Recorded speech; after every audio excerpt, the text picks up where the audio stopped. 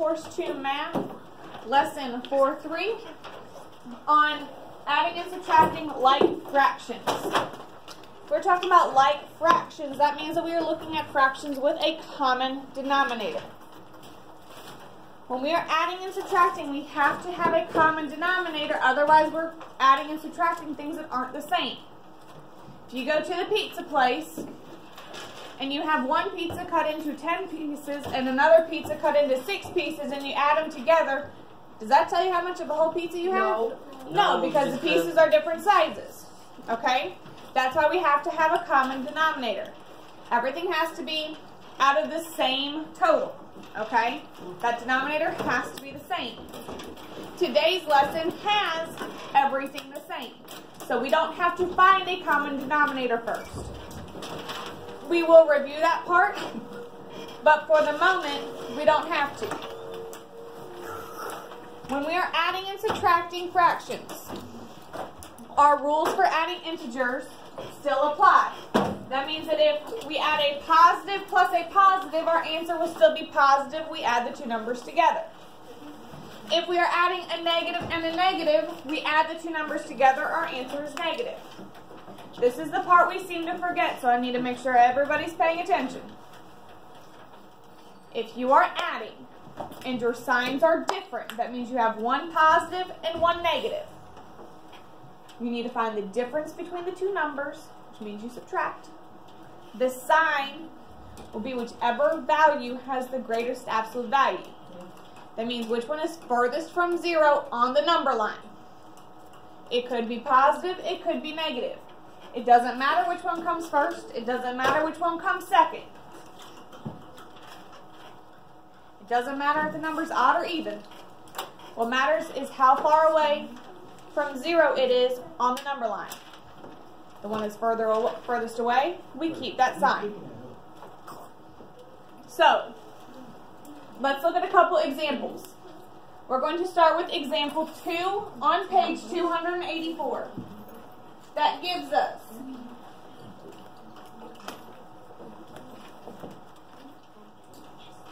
negative 3/5 plus negative 1/5.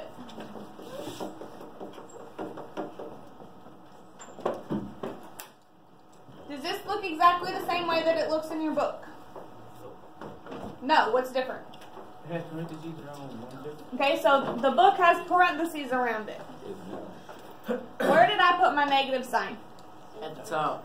Okay, at the top. What do we call that top part? Numerator. In the numerator. The book, put it where? In the middle. Right, to put it in the middle outside of our fraction. Is one way correct and the other way wrong? Well, No. Okay. As long as there's only one negative sign, so you can't put it in the numerator and in the denominator. It doesn't work like that. As long as we still have the same number of negative signs, we're okay. Why am I putting it here instead of outside? Because it will be 3/5 plus minus, because you have to put it at the top. Okay, So minus is an operation, negative is a sign. Okay, so we have the parentheses there to make sure that we're not trying to say plus minus. Some of you guys try to do that in a calculator once. You can't put in plus minus, can you? You have to put in plus and right. If you put in plus minus, it says a syntax error. Okay, it can't perform two operations with no number between them. So that's why we have to put in the negative sign. Okay. When we add or subtract fractions, once we get a common denominator, we don't need the denominator, just stays the same. We don't do anything to it.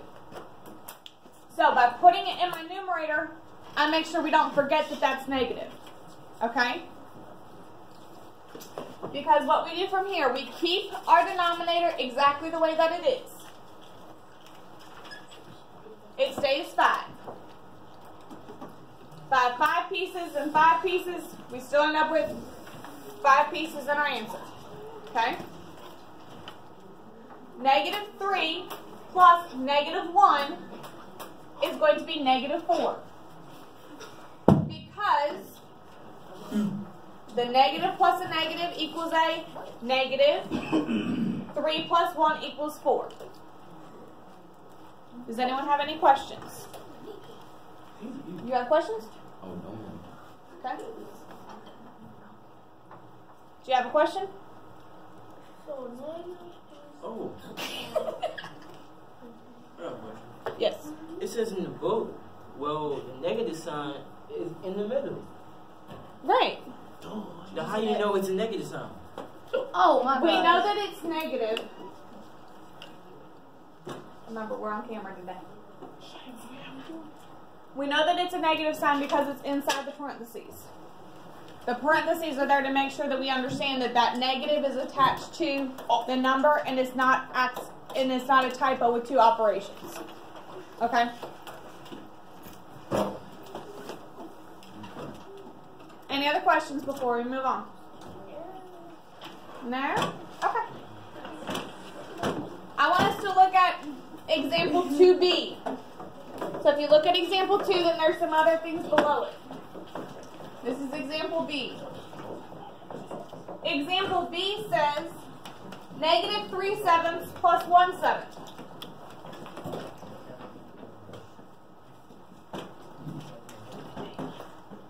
Now I have a problem, but my signs aren't the same. My signs are different. Do we do anything differently with our denominator? Nope. Nope. It's the same. Right, it's going to stay the same. Once we get a common denominator, we don't do anything to it. Now I need to add negative 3 plus 1. What is the sign of my answer going to be and why? Let's raise a hand. Yes, ma'am? So my sign is negative 2? Yes, it is. Because you have to subtract. Okay, so what's the sign of my answer going to be? Negative. My sign is going to be negative. Why is it going to be negative? Because if you have the number line, you count 1 back because it's 2. Okay, so if we are on a number line, if we're at negative 3, we move 1 in the positive direction. We don't have enough to make it positive. Okay? What is that distance away from 0 called? The whatever. Starts with an A, second word's a B. Average. No, the average.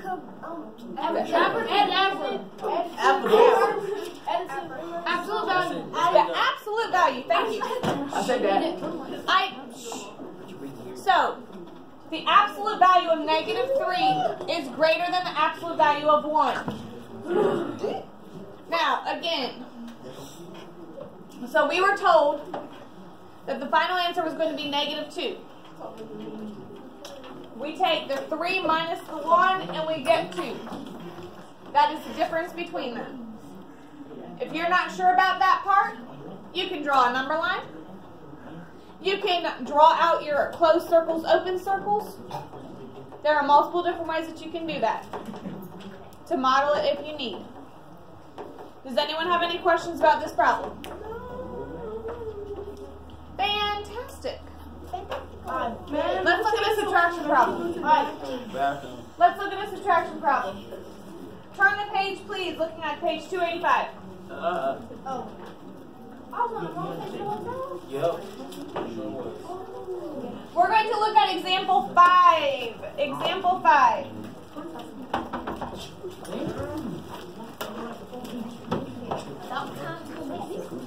In example 5, She was dead. No, it's not dead.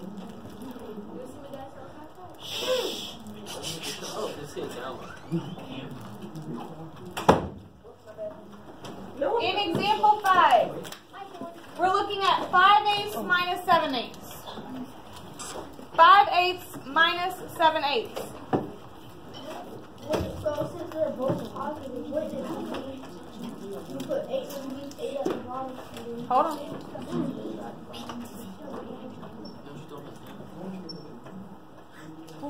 So, our denominator is still going to be 8, yes. 8. But I'm subtracting. Can I take 5 minus 7? No. No, I need to do what? Put a negative. No, you switch it to plus. You cross? What do I call that? You borrow. 3 letters. Wow. What? I need a KCA. Those are 3 things. Keep the 5/8, change the subtraction to addition. Take the additive inverse of 7/8, which makes that negative 7/8. What is 5 plus negative 7? Negative 2. Negative 2, very good. How did you get negative 2? What? Because I subtracted. Okay, thank you. But won't it be 16? No. Once we get to, when we are adding or subtracting, once we get to a common denominator, the denominator does not change. Oh, yeah, that's right. Because, think of it this way. If we had 5 slices left out of a pizza cut into 8 slices, I was taking away 7 slices out of a pizza that was cut into 8. You're short 2 slices of pizza for a pizza that's cut into 8 slices. The number of slices doesn't change as we do that. Okay? So, I'm left with negative 2/8. Am I happy with negative 2/8? Yes. No. I see some people saying no. Why am I not happy? I have no problem with it being negative. Yes, you're happy. No, because they're both, you can simplify. I can simplify, thank you. What would negative 2/8 simplify to? 1/4. Positive 1/4? No, negative 1/4. Good. So this simplifies. This simplifies to negative 1/4.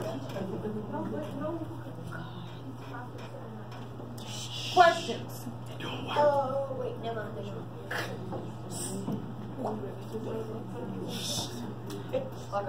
Yes. What time do we go to lunch?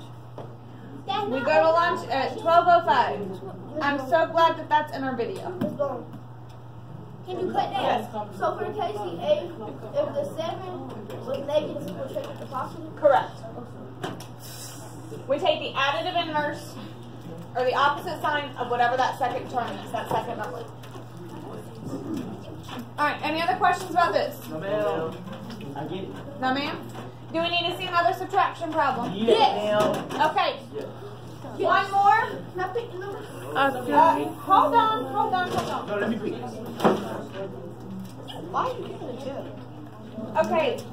I'm going to make up an example because I feel like it. And as I make up an example,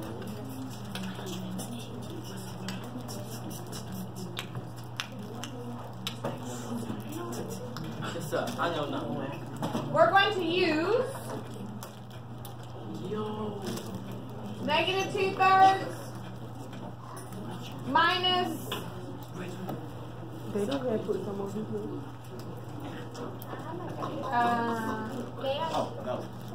minus 2/3.